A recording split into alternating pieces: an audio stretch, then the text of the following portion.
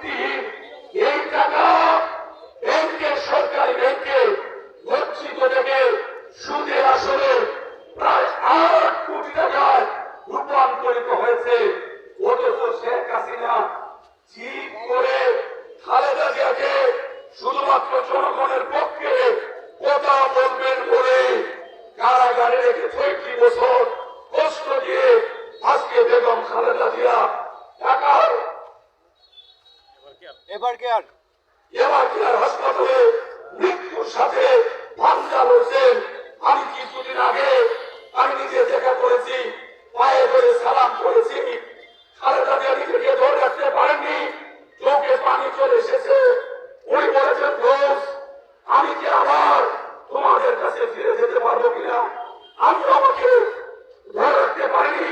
আমি নেত্রীকে বলেছি, নেত্রী বাংলাদেশের কোটি কোটি মানুষ ধর্ম বর্ণ নির্বিশেষে আপনার জন্য দোয়া করছে।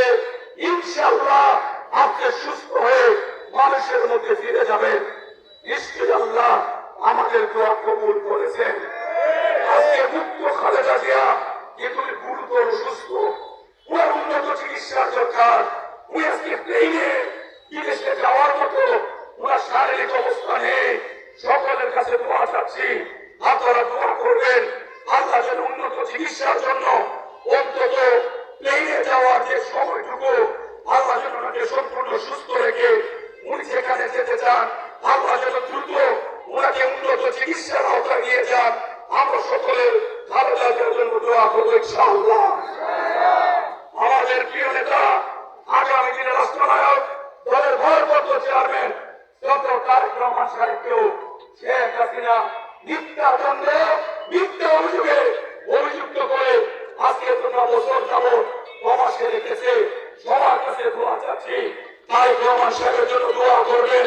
আল্লাহ যেন আইনি সমস্ত বাধা অতিক্রম করে দ্রুত সময়ের মধ্যে আমাদের মধ্যে ফিরে আসার তৌফিক দান করে।